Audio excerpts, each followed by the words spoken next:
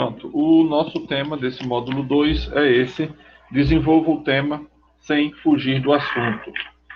Isso tem a ver, como a gente vai ver agora aqui no próximo slide, tem a ver com a segunda competência do Enem, que avalia a capacidade de compreender o tema proposto e aplicar conceitos de várias áreas do conhecimento para explicá-lo, defendê-lo ou contradizê-lo. Deixa eu só corrigir ali o... Está faltando...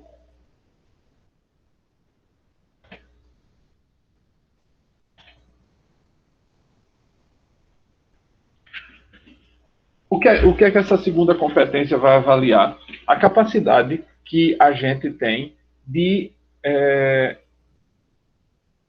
compreender o tema que está proposto.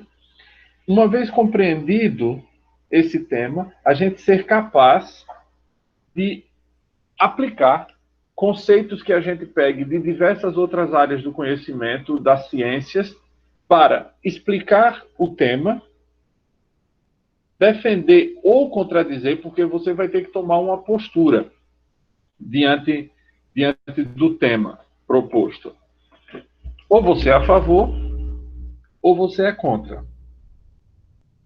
Não há uma terceira opção. Você não pode se abster aí. Você tem que assumir um posicionamento. Ou você é a favor, ou você é contra. Aí, quando você toma esse posicionamento, você tem que ser capaz de desenvolver o tema para expressá-lo dentro dos limites daquilo que é um texto dissertativo argumentativo. Daqui a pouco a gente vai ver algumas particularidades dessa definição, que isso, vamos dizer, é a definição daquilo que se espera na segunda competência.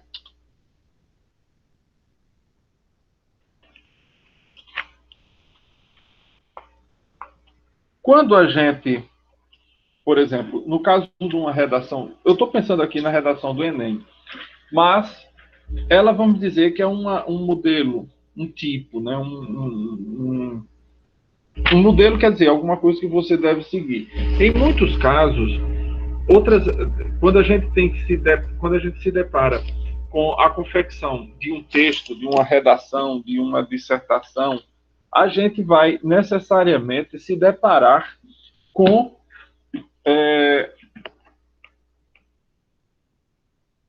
a organização e o desenvolvimento de um assunto.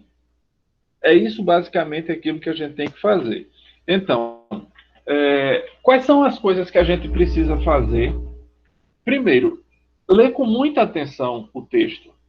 Porque, no caso de uma redação do Enem, para o Enem, ela vem com diversos chamados textos auxiliares. Geralmente são, se eu não me engano, são 4 textos auxiliares. Você tem 2 textos escritos, você tem uma análise, geralmente você tem uma análise de diagrama,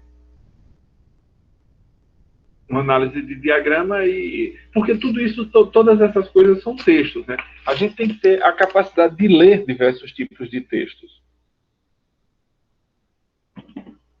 E aí, a gente lê com muita atenção, ter a certeza de ter compreendido o tema, e aí, no caso da redação do Enem, a gente ficar atento aos textos auxiliares, porque eles nos ajudam a perceber se a gente entendeu ou não aquele tema.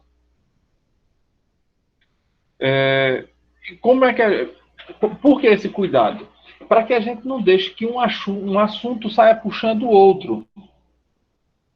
Porque, normalmente, o que acontece quando um assunto puxa o outro, a gente deixa livremente, e aí o tema da aula de hoje tem a ver justamente com isso. A tendência nossa, quando a gente vai escrever qualquer coisa, é a gente não considerar, preparar o que é que a gente vai escrever.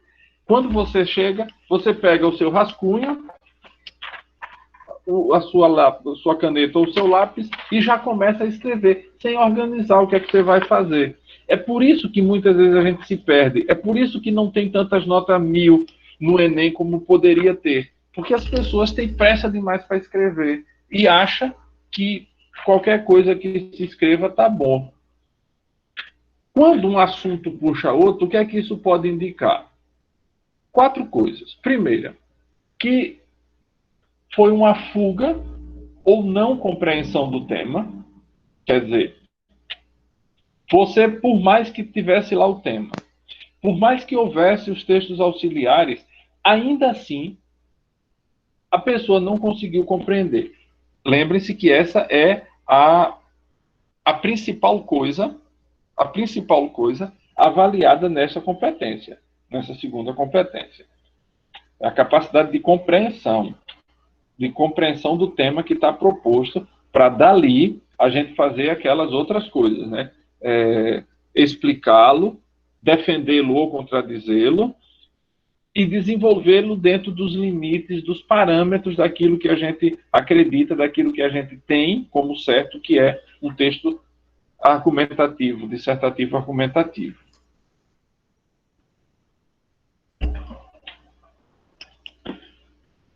O segundo ponto, o não entendimento na leitura, porque há outras tantas leituras ali e a pessoa ainda assim não conseguiu compreender o tema, porque todos os textos auxiliares estão obrigatoriamente, diretamente relacionados ao tema.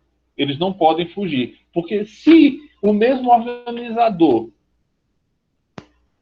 do certame, da disputa, se o mesmo organizador não conseguiu ser coerente, outra coisa que a gente vai falar nessa aula de hoje, não conseguiu ser coerente, não conseguiu colocar os textos auxiliares ligados diretamente ao assunto, ao tema proposto, como é que se espera que o aluno, aquele que vai escrever a redação, também siga? Então, vejam, os textos, todos aqueles textos que estão propostos na redação, estão diretamente relacionados ao tema principal. Terceira coisa, falta de articulação, esse último pontozinho aí é interessante. Falta de articulação ou falta de planejamento. Quer dizer, a gente vai escrever e não se planeja o que vai fazer. Não tem um esqueleto. Não preparou um esqueleto daquilo que vai fazer. E o pior de todos os casos é que teve a intenção de fugir porque não sabia o que dizer. Simplesmente. Ora, uma situação como essa é muito complicada, porque ainda que você não saiba o que dizer, os textos auxiliares vão dar para você subsídios para você conseguir apreender alguma coisa para poder falar no seu texto. Por isso se chamam textos auxiliares. Você não vai transcrever esses textos auxiliares. Não é isso. Você vai entender aqueles textos e tentar, junto com os outros conhecimentos que você já tem, tentar relacioná-los com aquele tema que está proposto.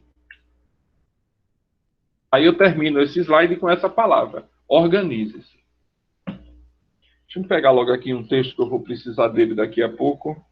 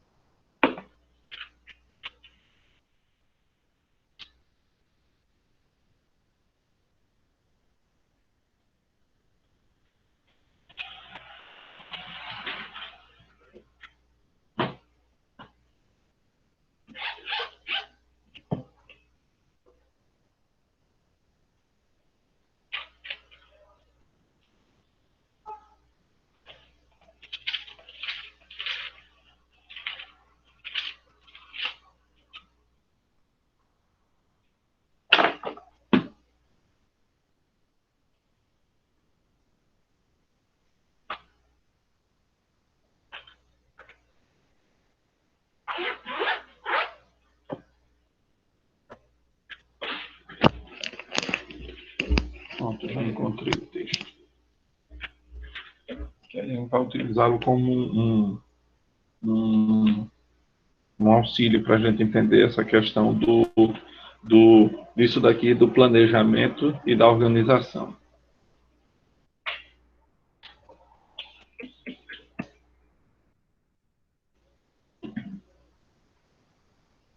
Qualquer problema pode ser olhado sob dois pontos de vista.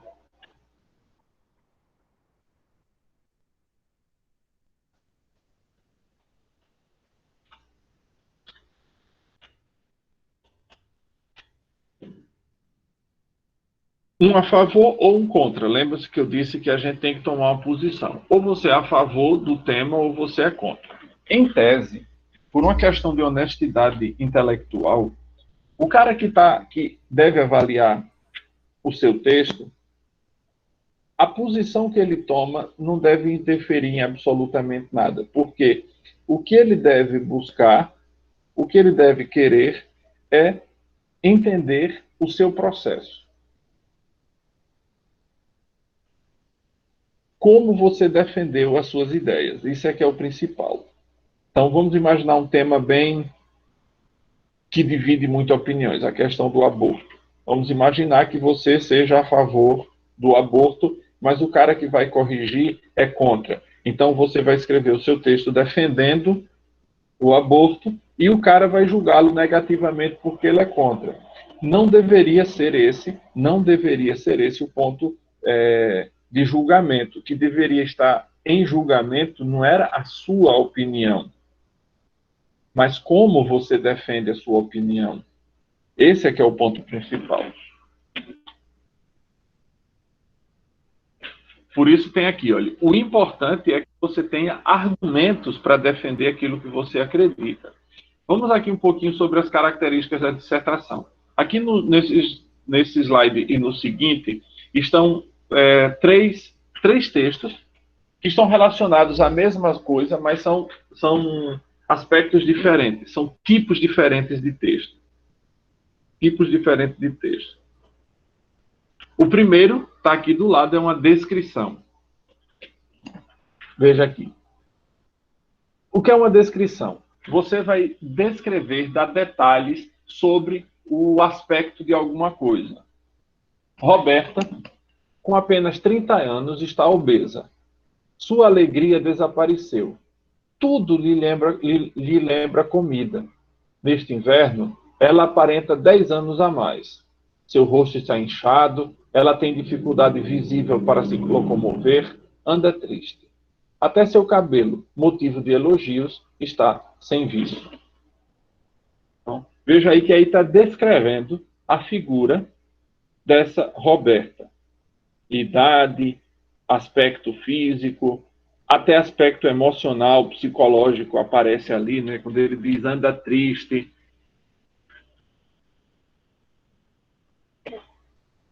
O segundo e o terceiro estão no mesmo slide, está aqui. O segundo texto é uma narração.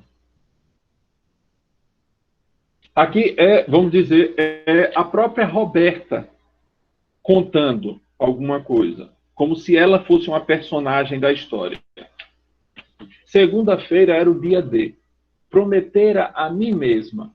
Apesar dos 15 graus, lembre-se que estava no inverno, comecei o regime. A dieta era tão rígida, mas disse para mim mesma, hei de conseguir desta vez, apesar de só conseguir pensar em comida. Às 13 em ponto, liguei para o meu médico para pedir-lhe sugestões sobre a sopa que deveria tomar à noite. Informaram-me que ele viajara. Quase me matei.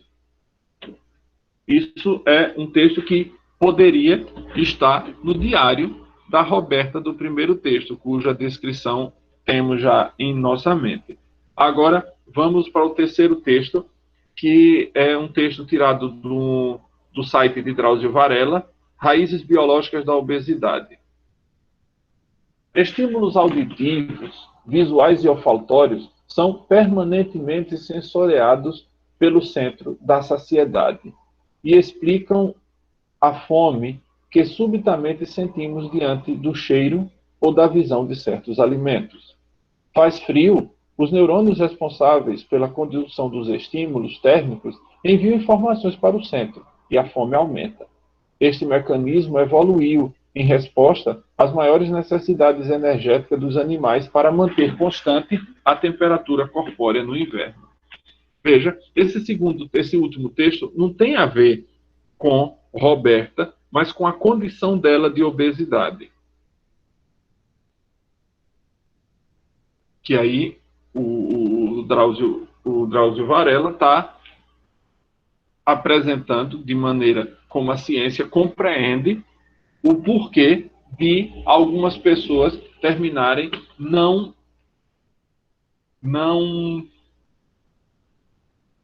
obedecendo aos sensores que a gente tem. O sensor de saciedade, o sensor de fome, o sensor de sede, o sensor de cansaço, o sensor de sono.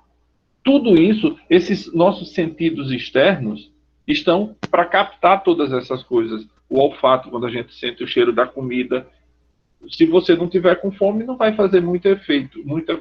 A percepção vai ser quase nula. Mas se você tiver com o estômago vazio, já há algumas horas, e você sente o cheiro de uma comida gostosa, pode até nem ser gostosa.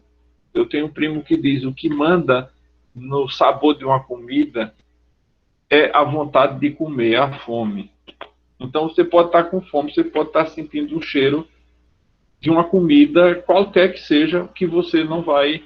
Se você não tiver com fome, ela não vai lhe dizer nada. Mas se você tiver com fome, o sabor dela, o cheiro dela, tudo vai lhe remeter e vai acender a luzinha que você precisa se alimentar. Então, esse texto, o último texto, é um texto mais dissertativo, é um texto argumentativo. E aí a gente vem com aquela questão. Dissertar é a mesma coisa que argumentar? Porque, vejam, a gente falou que o texto era dissertativo argumentativo. Então, existe um texto dissertativo e um texto argumentativo? Se sim, qual é a diferença entre eles? E se não há diferença, por que usa o termo assim, dissertativo argumentativo? Primeiro, o que é dissertar? Dissertar é você dar a sua opinião a respeito de um assunto. Você vai falar que você, sei lá, prefere a cerveja A à cerveja B. Você diz, eu achei essa mais gostosa. Achei aquela dali muito amarga. Ou essa daqui muito aguada. Você está dando a sua opinião. Se você vai convencer alguém com aquilo, não era seu objetivo. Porque você só deu sua opinião. Você não disse o porquê. Assim, não dizer essa é aguada, achei aquela muito amarga. Isso não é um motivo suficiente. Porque há pessoas que têm um paladar mais para o amargo. Agora, o que é argumentar? Argumentar é dissertar, porém, quando você dá a sua opinião com informações, com exemplos, com objetividade e com precisão. Em tese, não deveria ser isso, mas a gente quer, pelo menos assim que a retórica diz, convencer o outro, persuadir o outro de que você está certo. Geralmente, quando uma pessoa de uma religião está tentando pregar lá para outra, ela quer convencer aquela outra pessoa de que ela está certa e de que você viveu a sua vida toda no erro.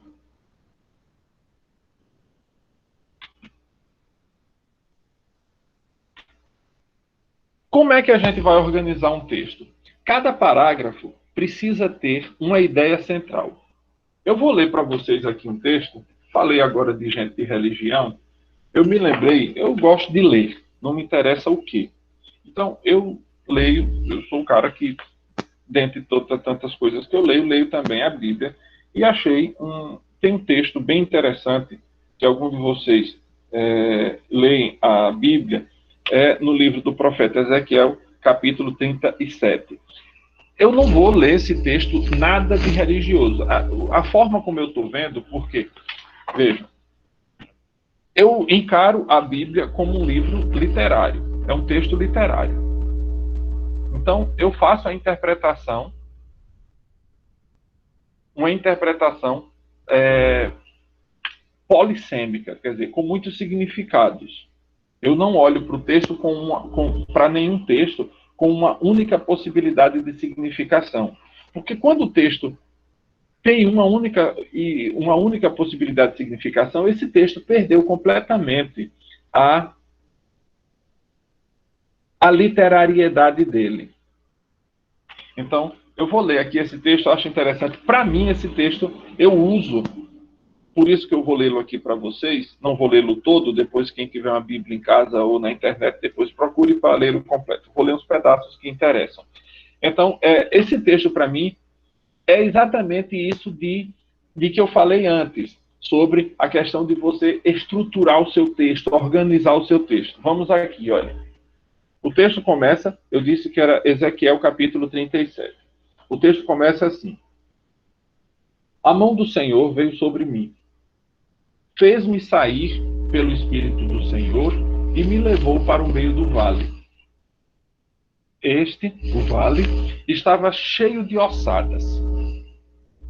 Fez-me circular entre elas, em todos os sentidos. Eram extremamente numerosas na superfície do vale e estavam completamente ressequidas. Ele me disse, ele aqui deve ser Deus, filho do homem, estas ossadas podem reviver? Eu disse, Senhor Deus, tu o sabes. Ele me disse, pronuncia um oráculo sobre estas ossadas. Dize-lhes, ossadas ressequidas, escutai a palavra do Senhor, assim fala o Senhor Deus a estas ossadas. Farei vir sobre vós um sopro para que vivais. Porei nervos sobre vós, farei crescer sobre vós carne, estenderei pele sobre vós, porei em vós um sopro e vivereis. Então conhecereis que eu sou o Senhor. Pronunciei o oráculo, como havia recebido a ordem, e houve um ruído enquanto eu pronunciava o oráculo, e produziu-se um movimento.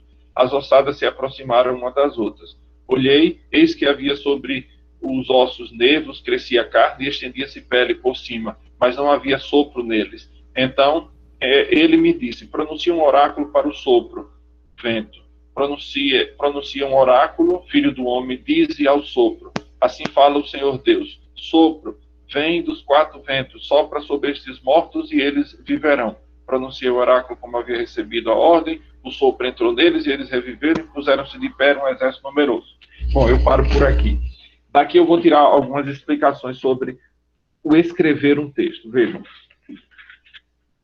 Quando a gente vai escrever sobre algum tema, é importante que a gente conheça, eu estava dizendo isso antes para os que entraram depois, que a gente conheça o tema sobre o qual a gente vai falar e que, em tese, a gente já tenha um posicionamento a respeito daquele tema.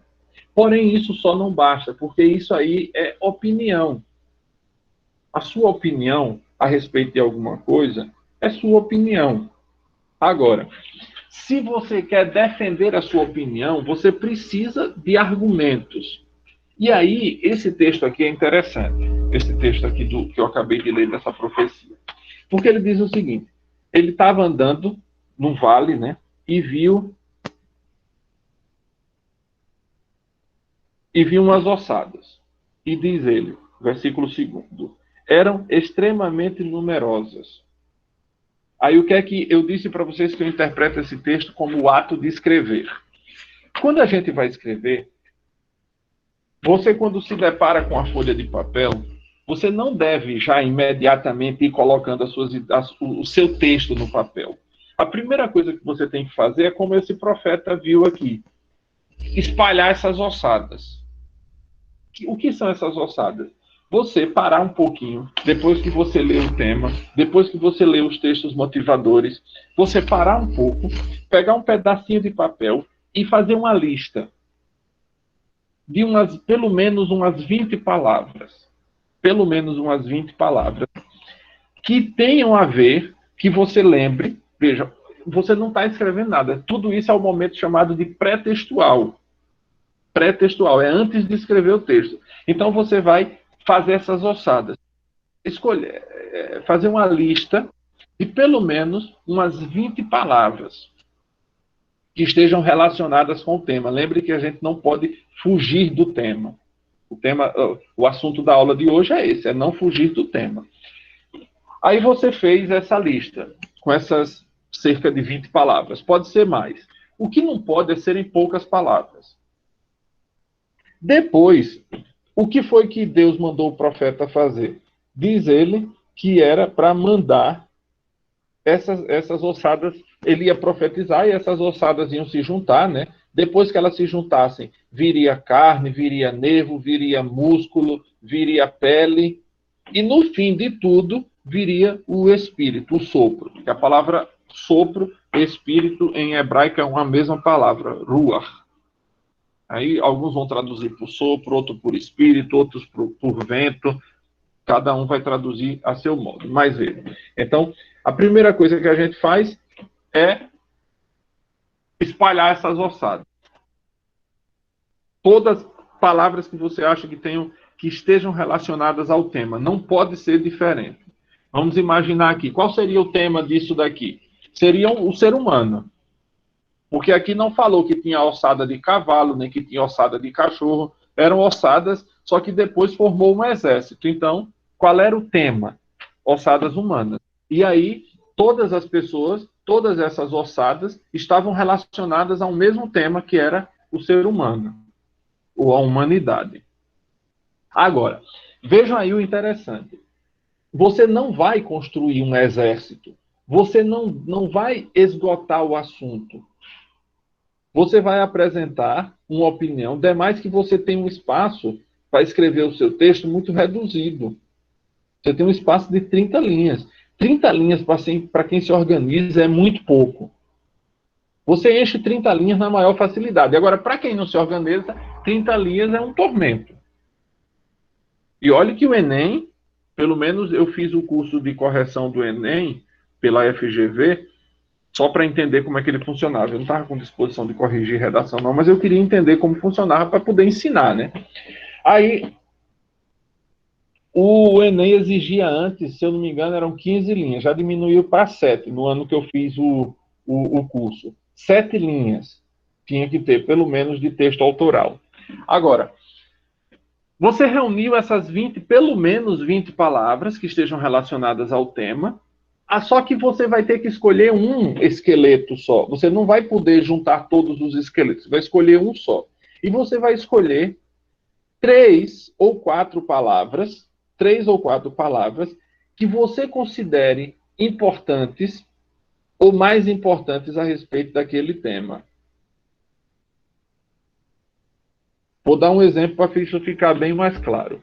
Quando o técnico de uma seleção, vamos imaginar o técnico da seleção brasileira, quando ele tem, por isso veja, o nome se diz seleção brasileira, porque ele vai ter que escolher dentre todos os jogadores que ocupam uma determinada posição e que poderiam fazer parte da seleção, desde ponta direita, goleiro, meia esquerda, atacante, toda essa galera que poderia, ele não pode levar todos. Ele tem que fazer um grupo extremamente reduzido para poder levar, para poder montar a seleção. É isso que a gente vai fazer. A gente, de todas aquelas palavras que a gente escolheu, a gente vai pegar 3 ou 4 delas e ser as palavras com as quais a gente vai escrever o nosso texto. Essas 3 ou 4 palavras. Aí você esqueça todas as outras 16 ou 17 palavras. Vamos imaginar que você só tem escrito 20. Você escolheu 4, você deixa 16 para lá. Esqueça da existência delas. Não volte mais sobre elas. Aí você vai pegar essas palavras, veja. O camarada diz aqui.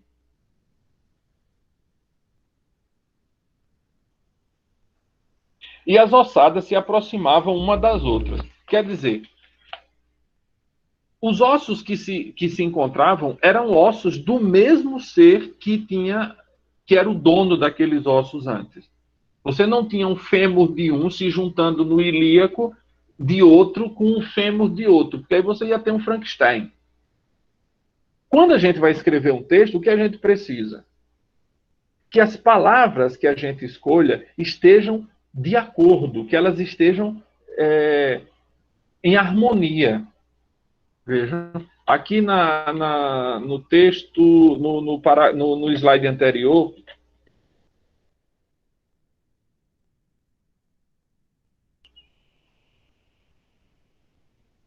eu tinha falado disso.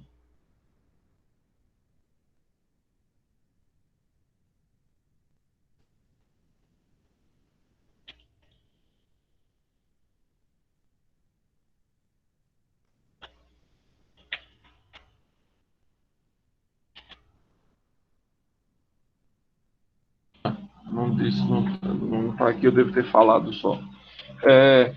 O que a gente precisa é que essas palavras estejam de acordo, porque ela precisa ter uma sequência. A gente vai falar sobre essa sequência ainda hoje, um pouquinho mais adiante. Por quê? Qual é a estrutura?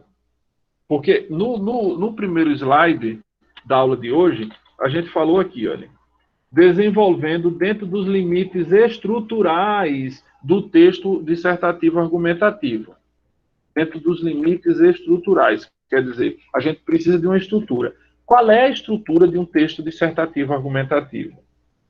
Introdução, desenvolvimento e conclusão. Um texto argumentativo dissertativo precisa de ter pelo menos 3 parágrafos.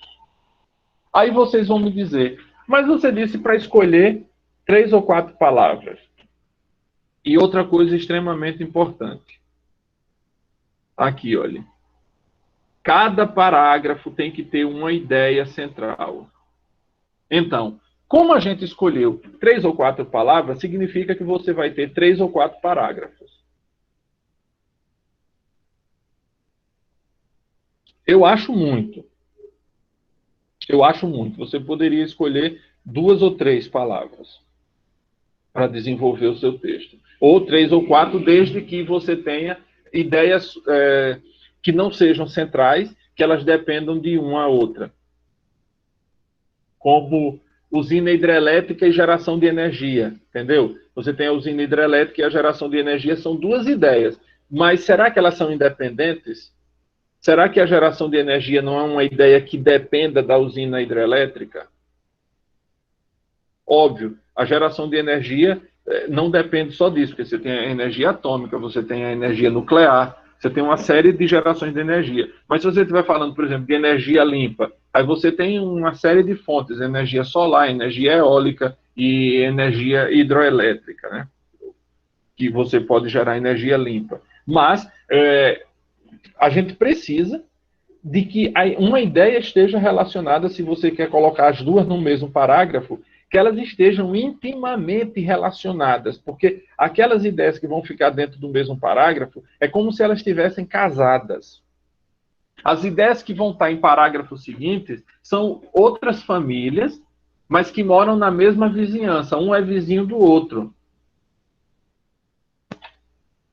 E aí, como é que você vai fazer essa estrutura? Olha, você vai ter um parágrafo de introdução, 2 ou 3 parágrafos de desenvolvimento e um parágrafo de conclusão. É por isso que eu prefiro 2 ou 3 ideias, porque cada parágrafo desse vai ser uma ideia diferente. E, finalmente, um parágrafo de conclusão. Aí, no livro, que está lá no Cigal, espero que vocês já tenham baixado, ele fala isso aqui, sugestão. A introdução é o espaço reservado para a pessoa se definir contra ou a favor do tema. Veja, isso é uma sugestão. Eu, por exemplo, não concordo muito com isso. Eu não acho que na introdução seja o lugar em que você só vai fazer o seu posicionamento. Eu acredito o seguinte, na introdução, como é que eu faço? Na introdução, você já vai dizer o que é que você vai fazer. Que ideias você vai tratar e a ordem em que você vai apresentar aquelas ideias. Então, vamos imaginar que você escolheu 3 ideias e você vai falar sobre essas 3 ideias. Então, você vai dizer como o seu texto vai estar organizado, sobre o que você vai falar, e que argumentos você vai apresentar. Na introdução não caberiam ali os exemplos, porque os exemplos eles vão servir para ilustrar, para iluminar as ideias que você está desenvolvendo. Por isso é que no primeiro momento, no primeiro passo, aquele pré-textual, você só vai, você lembra-se dos passos, ler o tema, entendê-lo. Depois que você fez isso, o segundo passo é fazer uma lista de pelo menos umas 20 palavras. Se tiver dúvida, depois você pegue de novo esse texto aqui de Ezequiel 37, dê uma olhada nele, porque você vai olhá-lo dentro dessa perspectiva de escrever um texto, não numa perspectiva religiosa. Eu usei o texto aqui como um texto, não como uma visão religiosa. O texto simplesmente tomei-o como um texto, como literatura. Aí você vê, o segundo passo é esse, fazer essa lista de pelo menos umas 20 palavras. Terceiro passo, escolher, selecionar as palavras que você vai efetivamente usar no seu texto e desprezar todas as outras. As 2 ou 3 palavras. Aí sim, quando você fez essa organização,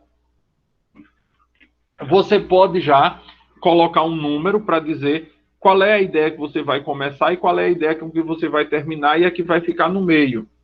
Qual é o conselho que eu sempre dou? Deixe a ideia mais forte, a maior, a mais importante no fim, porque ela vai ficar mais perto da conclusão. Por isso, quem está fazendo o julgamento, quem está lendo o seu texto, vai fazer melhor essa ponte, esse link entre o que você está defendendo e a conclusão a que você chegou.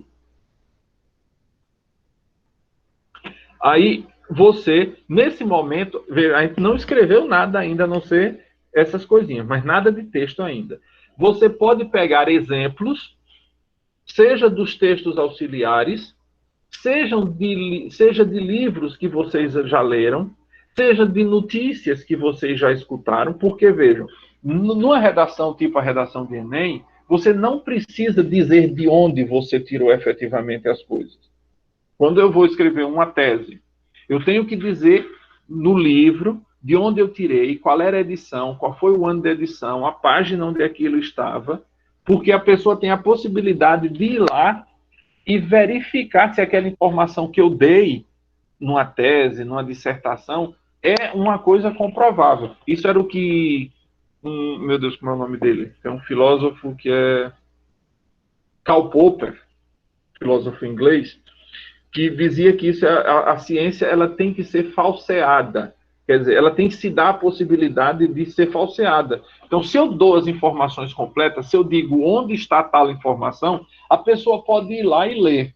E dizer, epa, isso aqui não é do jeito que você disse. Eu não sei se vocês já viram o vídeo de um pastor que pegava a mulher do outro porque ele lia um texto, eu não sei, acho que era de Oséias alguma coisa, que ele dizia, olha, aqui está escrito, vai e adultera. Vai e adultera. Só que o texto não dizia isso, era adúltera.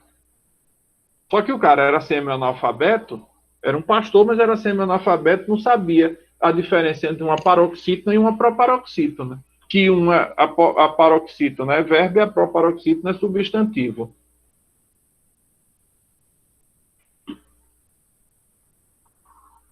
E aí, quando o repórter olhou o texto que ele mostrou, é aqui, está dizendo aqui. O cabo disse, mas aqui não está escrito adúltera? O pastorzinho ficou lá sem chão. A ciência é isso, é a possibilidade que a gente tem de falsear. De falsear não de fazer uma falsidade, mas de ela se dar as fontes para poder verificar se aquilo é verdadeiro ou é falso. Se a interpretação que está sendo dada é uma interpretação verdadeira ou falsa. Se o contexto permite que aquela interpretação seja feita. Estão me entendendo até agora? Aí pronto, na introdução você diz o que vai fazer, aí você pode dizer qual é o seu posicionamento a respeito daquilo. Os desenvolvimentos, porque ele está considerando aqui como cada parágrafo é um desenvolvimento, né? Os desenvolvimentos são para argumentar. Exemplos são bem-vindos para você. O exemplo para que serve? Para que a ideia, a coisa que você está defendendo fique mais clara. E a conclusão deve conter as propostas para solucionar e ou minimizar o problema focado. essa sacada do Enem é extremamente interessante. Na conclusão, você não tem que concluir absolutamente nada. Você pode dar uma sugestão de solução para um problema, desde que você apresente o problema, os meios, quem vai resolver e de onde virão os meios. Desde que você faça essas coisas. Aí tudo vai ficar mais, digamos, mais claro. Essa daí é um texto do Drauzio Varela também, do mesmo site, do mesmo texto, sobre uma ideia principal e as ideias secundárias. É tudo isso que eu falei aqui ficar um pouquinho mais claro. Veja. Por que razão é tão difícil manter o peso ideal se todos almejam ficar esguios e sabem que a obesidade aumenta o risco de hipertensão, diabetes, osteoartrite, ataques cardíacos e derrames cerebrais? No cérebro, existe um centro neural responsável pelo controle da fome e da saciedade. Milhões de anos de seleção natural forjaram a fisiologia desse centro para assegurar a ingestão de um número de calorias compatível com as necessidades energéticas do organismo.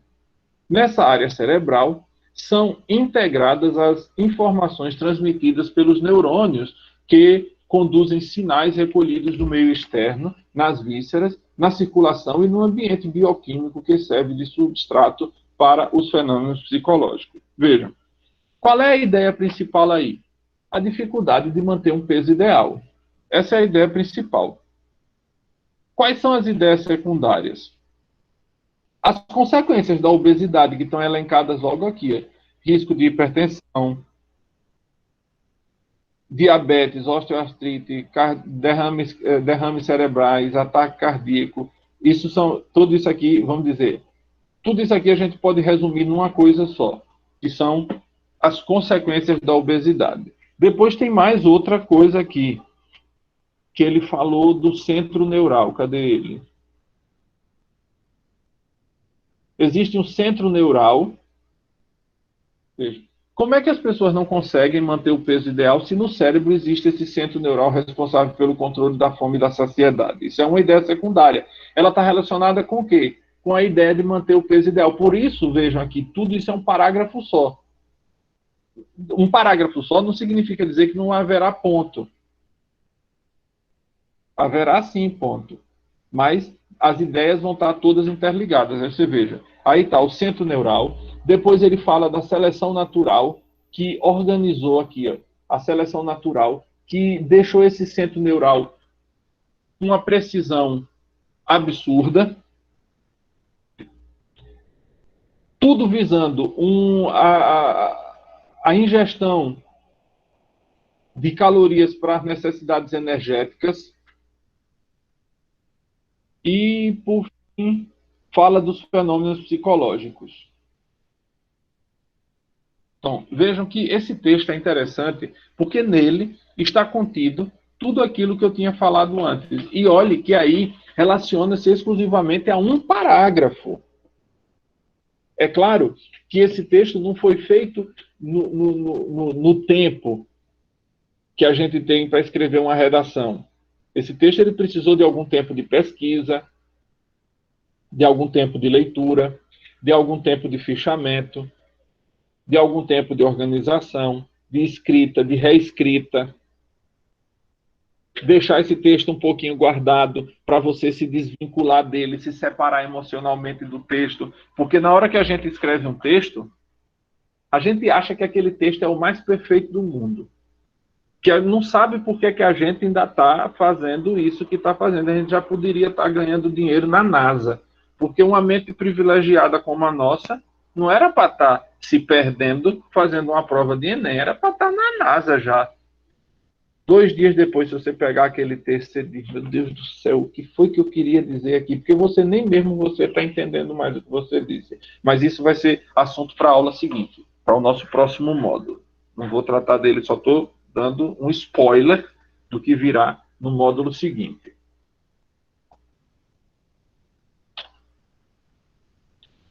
O outro ponto que a gente precisa tratar aqui é como ser coerente.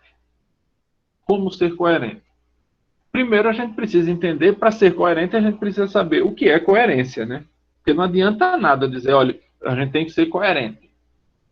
Mas ser coerente, o que é isso? O que é coerência? Coerência, meus caros, é a capacidade de um texto ter o mesmo fluxo de pensamento do início, com início, com meio e com fim. Quer dizer, eu não posso sair. Se você pegar o texto do Drauzio, vamos voltar aqui para ele um pouco. Se você pegar esse texto aqui, você vai lê-lo e vai dizer: esse texto é um texto coerente. O fluxo de ideias ele está com, extremamente organizado e ligado um com o outro. Porque coerência, o nome coerência em latim significa colar. Colar. De aderir. O nome aderir e o nome coerência têm a mesma raiz etimológica. E aí, quando a gente dá liga nesse texto, aí significa que o texto está coerente. Que você não. Uma imagem interessante: você vai numa estrada muito boa. O texto é coerente se a estrada for boa do início ao fim. Não tiver uma ondulação, não tiver uma pedrinha fora do lugar. O texto perde coerência se você está andando, daqui a pouco vem aquela trepidação como se você tivesse entrado numa estrada de barro. Aí o texto já perdeu completamente o rumo.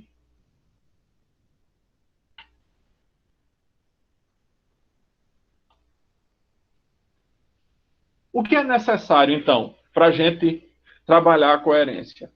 O encadeamento das ideias, por isso que é importante aquele passo que eu disse, é fazer a lista das ideias, selecionar as ideias que você vai efetivamente utilizar, definir se você vai fazer como o Drauzio Varela fez naquele parágrafo, usar muitas ideias que estejam relacionadas com aquela outra.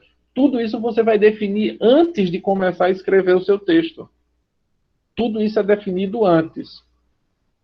Quando a gente. Porque você está montando o esqueleto daqui do texto do profeta. Você está montando o esqueleto. Você ainda não escreveu absolutamente nada. Você está organizando o seu texto, montando o seu esqueleto para depois, aí depois virem os nervos, os músculos, a carne, os vasos sanguíneos, a pele e, por fim, o espírito, o sopro que vai dar vida a esse seu texto. E o conhecimento e uso de um bom vocabulário. Quando eu estou falando aqui de bom vocabulário, não é um dicionário que você vai consultar na hora, não. É o dicionário que você tem armazenado na sua cabeça. Qual é a grande dificuldade que tem as pessoas de hoje com vocabulário? Conhecem poucas palavras. Eu acho que uma pessoa normal deve ter uma média só de 200 palavras. Só isso. Por que acontece isso? Aí, quando a gente vai escrever, é uma consequência dessa pobreza vocabular. Quando a gente vai escrever, a gente repete demais palavras, porque não conhece sinônimos. Aí fica usando por que demais quando você poderia utilizar pois, por quanto, por conseguinte. Você tem diversas possibilidades de dizer a mesma coisa. Você dizer precisa ser coerente e não repetir o coerente, dizer precisa ser coerente. E mais para frente, em vez de dizer coerente, você usa coerência, que é da mesma raiz etimológica, só que você vai estar dizendo a mesma coisa sem ter dito a mesma palavra. A principal coisa, o principal motivo, porque as pessoas têm pouco vocabulário, é porque não leem. É porque não leem. Simples. Só por isso. Quando a gente lê,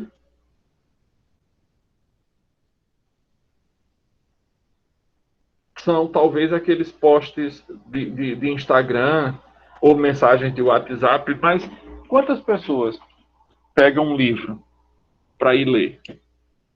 Hoje eu fui para o médico com meu filho, eu levo sempre um livro comigo. Eu uso o WhatsApp, eu entrei, olhei o que tinha, rapidinho, que eu queria aproveitar a meia hora que ele ia ficar para ler. Aí me sentei na sala de espera e comecei a ler o meu livrinho. E de vez em quando, com uma rebanada de olho, eu via todas as pessoas, velhos e jovens, estava todo mundo com o celular na cara. Ou jogando, ou no Instagram, ou no Facebook, onde quer que seja. Mas ninguém tem coragem de pegar um livro, mesmo um livro eletrônico. Eu tenho aqui, ó. Quando eu não estou com um livro físico, eu estou com um livro eletrônico. Porque aqui cabe muito livro com pouco peso. Mas a gente precisa de ler. Eu gosto desse daqui, do eletrônico, porque quando eu estou lendo, às vezes tem uma palavra que eu não conheço, eu clico na palavra, abre o dicionário e me diz qual é a palavra. Nesse daqui físico, eu por sorte tenho um dicionário aqui no meu celular, aí eu só vou no dicionário e vejo a palavra. Por exemplo, eu estava lendo nesse aqui e me apareceu uma palavra interessante, que era... Eu não lembro dela. Quando eu a vi de novo, eu obviamente me lembrei, porque já tinha lido. Mas é uma palavra que eu nunca vou usar na minha vida.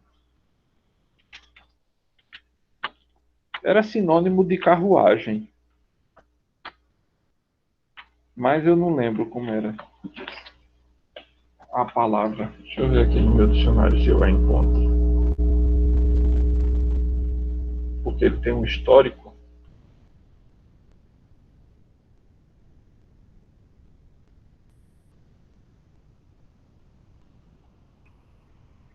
Não, guardou não.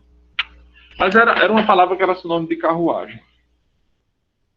Só que eu nunca tinha ouvido aquela palavra. Apareceu 3 vezes ali no livro. Hoje mesmo de manhã, quando eu estava lendo lá no consultório, só que eu já li um bocado de página depois, aí eu não sei exatamente onde ela está. Eu sei que era numa página ímpar. Mas aí não dá para eu olhar todas as páginas ímpares que eu li hoje, né? Escrever não é um dom, e sim uma técnica. Veja, se é uma técnica, a gente pode aprender e a gente pode exercitar. A gente aprende a escrever, meus caros, escrevendo.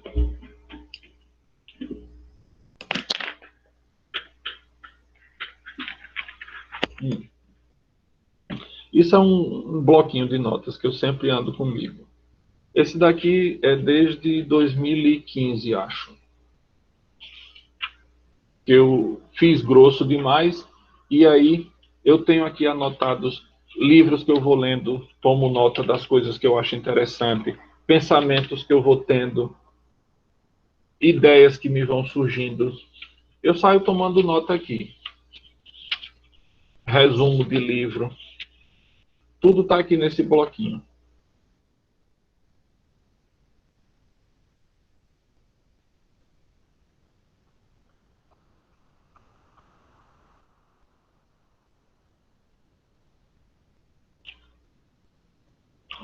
Trabalhos para os alunos. Notas. Tudo eu tomo nota aqui nesse meu bloquinho de anotações. Mas também tomo nota, tem o bloco de notas aqui, né? Às vezes eu estou sem ele, anoto ali no celular. Lista de compra do mercado, eu anoto no celular, que eu não vou sair com um pedaço de papel. Mas a gente precisa escrever. Escrever.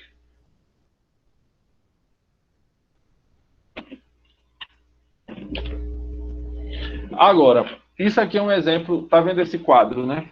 Aí tem 1, 2, 3, 4, 5, 1, 2, 3, 4, 5, 1, 2, 3, 4, 5. Com esse quadro aqui, você pode fazer um discurso bonito, mas que não diz absolutamente nada. Você pode juntar qualquer palavra da primeira coluna com palavra da segunda e com palavra da terceira, e volta para a primeira, para a segunda e para a terceira, para a primeira, para a segunda e para a terceira. Vou dar um exemplo aqui. Você pode, não precisa ser pode ser 1, 3, 5, 1, 2, 3. Vou fazer um discurso como se fosse sei lá, um gerente de uma empresa, um coach. Coach gosta de usar esse tipo de coisa. Este ano nós vamos implementar na nossa empresa a estruturação funcional, porque o nosso objetivo é redimensionar o balanceamento exponencial a fim de que possamos dinamizar, enfim, a estabilização sistêmica de nossa empresa e flexibilizar a setorização transicional e, enfim, alavancar a operacionalidade diferencial, e todos sairemos ganhando nessa história. Um discurso bonito, cheio de palavras bonitas, mas vazio de conteúdo. Vazio de conteúdo. Aqui estão algumas coisas sobre isso, né? Coerência na prática. Esse primeiro texto aqui, aqui está o tema, né? O Brasil é um país plural. Esta variedade favorece uma convivência social harmônica. Aí vejam, o cara já começou errado pelo título. Esse primeiro, são dois textos que eu vou apresentar. Esse daí é um exemplo errado, ruim, o outro é um exemplo bom, o segundo. Aqui diz, o Brasil é um país plural. Esta variedade favorece uma convivência social harmônica. Veja como o cara já começou troncho. Brasil, país em desarmonia.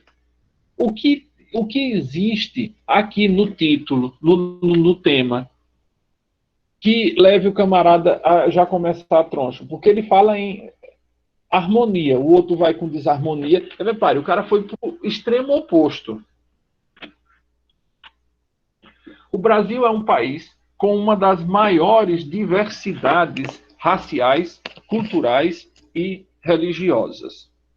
Apesar de estar sofrendo uma crise social e política, é exemplo a ser seguido na questão da convivência em harmonia entre vários tipos de pessoas.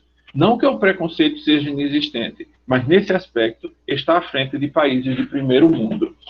Veja aqui. Primeiro ele diz que é um país em desarmonia, e no momento, e logo em seguida, já na introdução, já nega o que ele disse. Porque como é que o país está é um país em desarmonia? Isso é um exemplo a ser seguido na questão de convivência em harmonia. Perceberam como o cara se perdeu todo na conversa? Não se organizou para escrever bem o texto? Vamos adiante.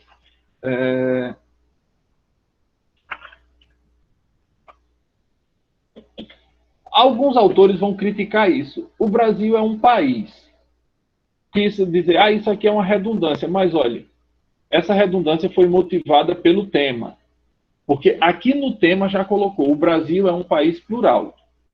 Então, quem faz a crítica ao aluno que escreveu isso, nessa história de, o Brasil é um país, ele não pode ser um estado, não pode ser um município. É redundante afirmar isso. Mas a redundância já foi desde a proposta do tema. Então, o camarada tem que primeiro ter coragem de criticar o autor do tema, não criticar o aluno porque foi levado pelo tema a cometer isso. Essa daí eu relevo.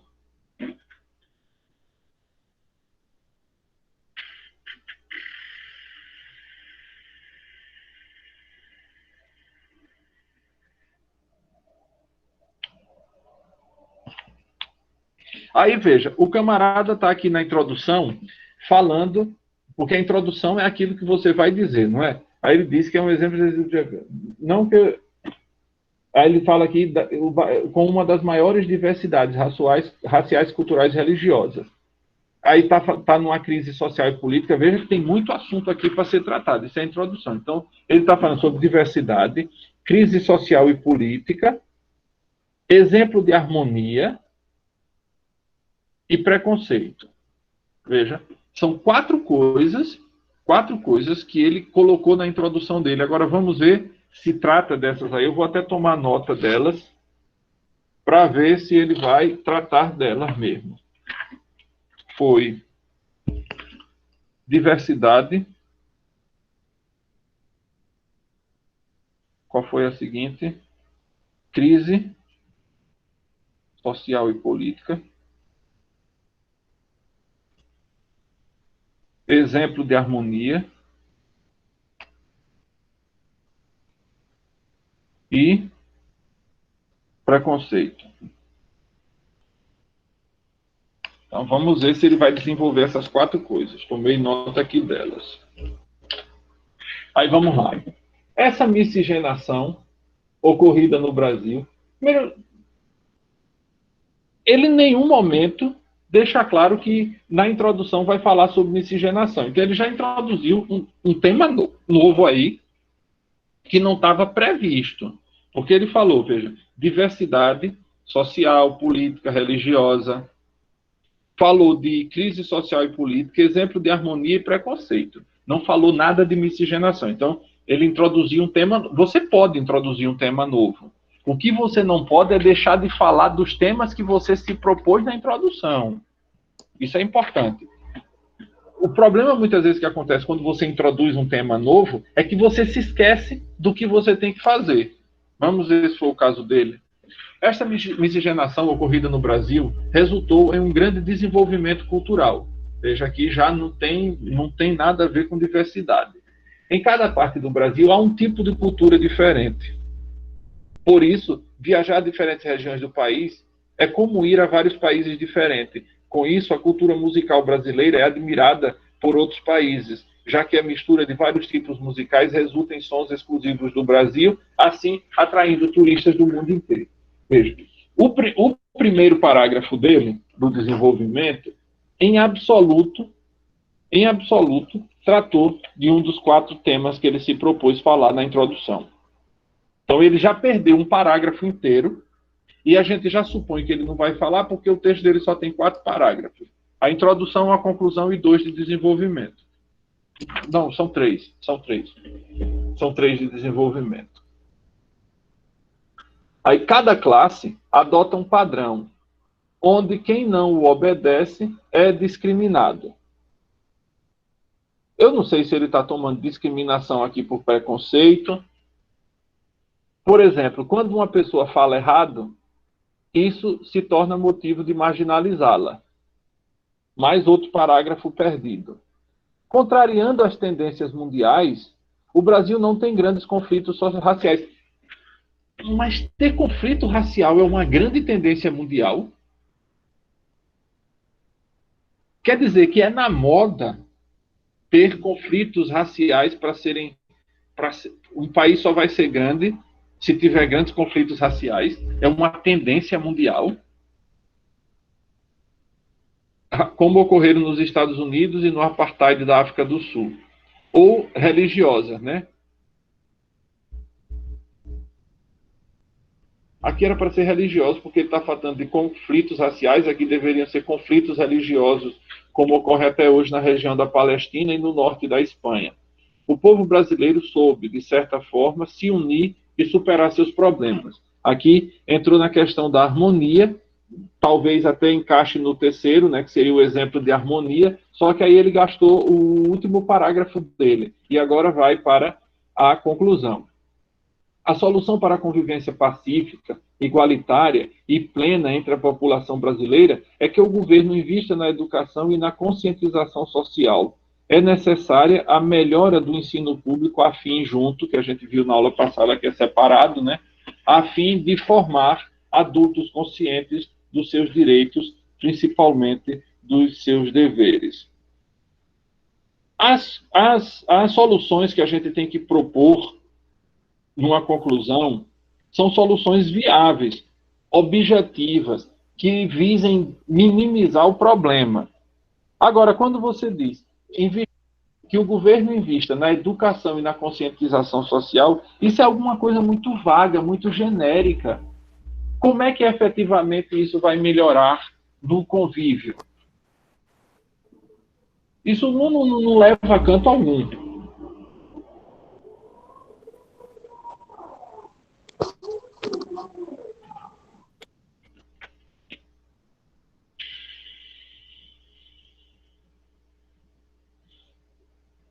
Diz aqui, olha, é necessária a melhora do ensino público.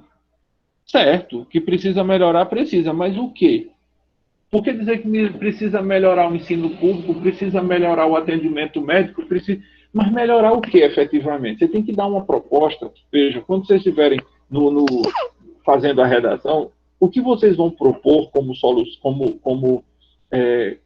conclusão, como solução, tem que ser alguma coisa que dê para fazer. Não é alguma coisa que precise vir um marciano de Júpiter para resolver. Veja que eu botei de propósito aí um marciano de Júpiter, alguma coisa impossível de acontecer. Você tem que propor alguma coisa que seja possível, que seja factível. Propor construir castelo nas nuvens, ou elevar a natureza humana a uma natureza de anjo, isso é alguma coisa que humanamente não dá para ser feito. Então, nossas propostas têm que estar dentro daquilo que é possível, daquilo que é factível, possível de ser feito, possível de ser realizado, e indicar os meios, o como, quem e com que instrumentos. Agora vem a redação corretinha. Eita, parece que ela não ficou muito bem focada, não. Brasil harmônico.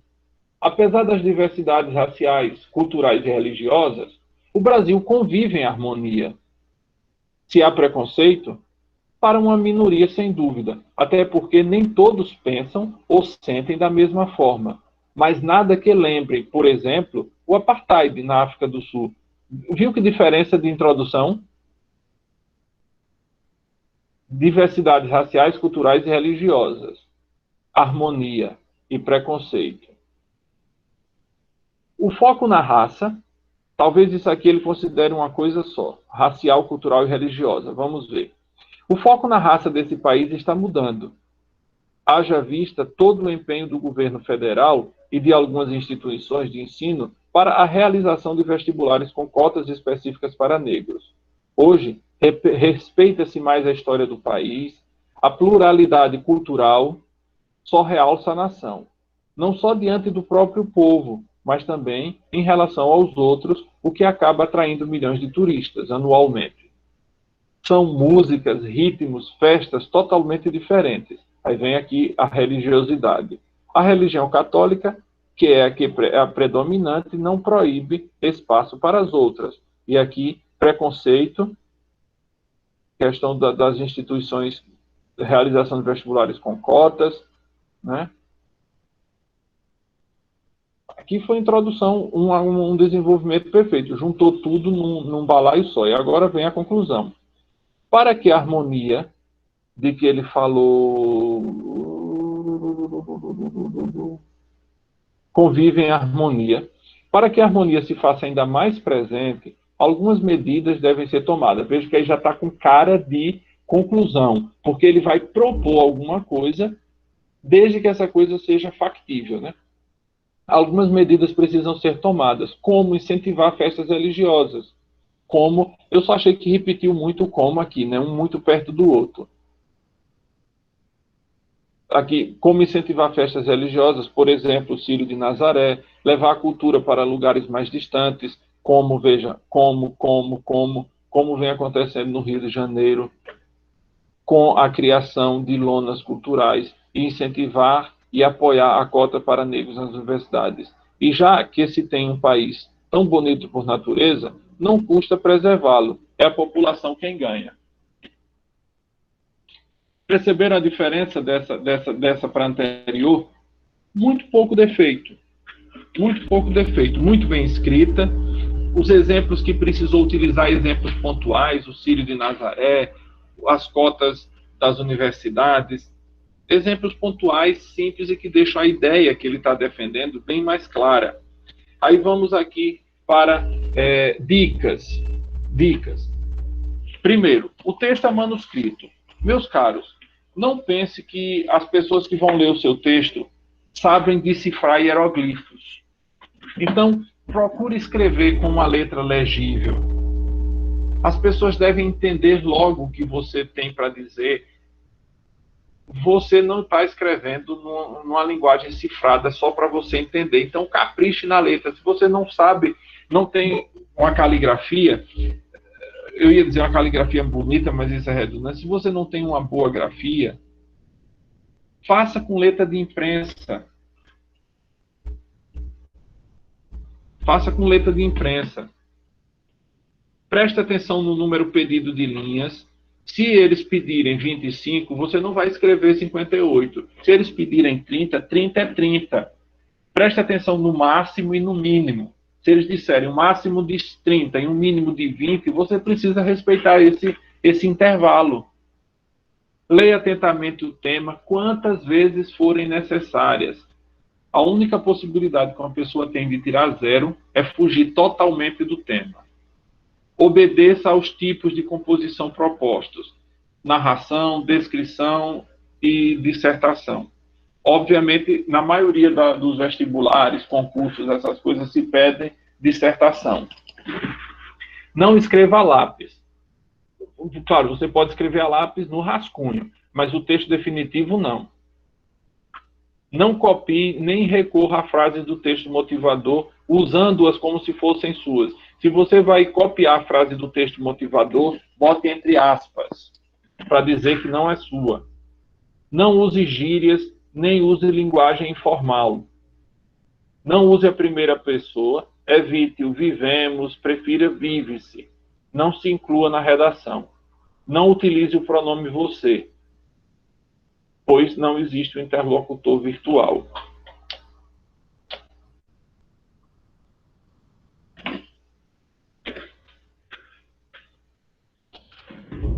Depois eu vou deixar esse material lá no SIGA em PDF. Aí é só vocês pegarem no... salvar logo, porque eu não vou deixar hoje não, mas amanhã eu coloco. Amanhã eu coloco a gravação da aula e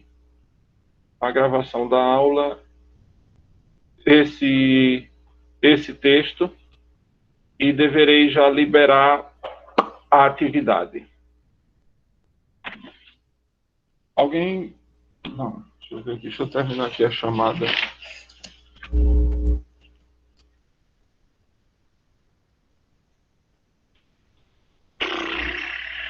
Anderson... Não, Anderson já foi. Cláudio.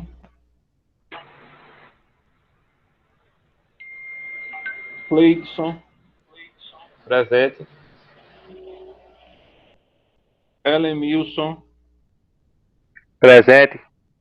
Gilvan.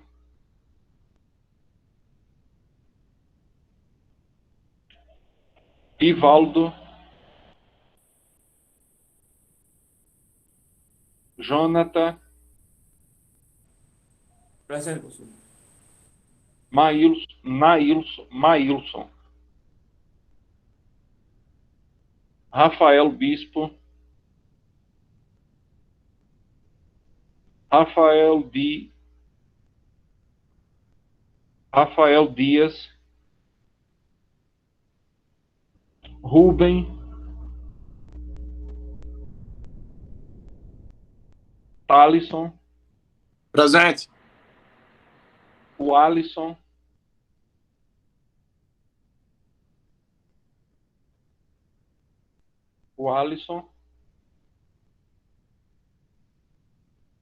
O Ilames, com E.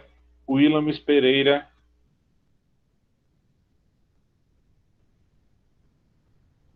O Wilton. Wilton presente, professor. Iago.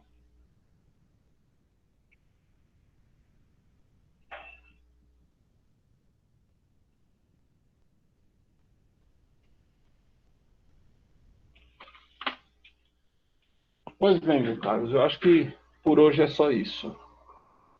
Vou parar aqui a gravação. Ele vai...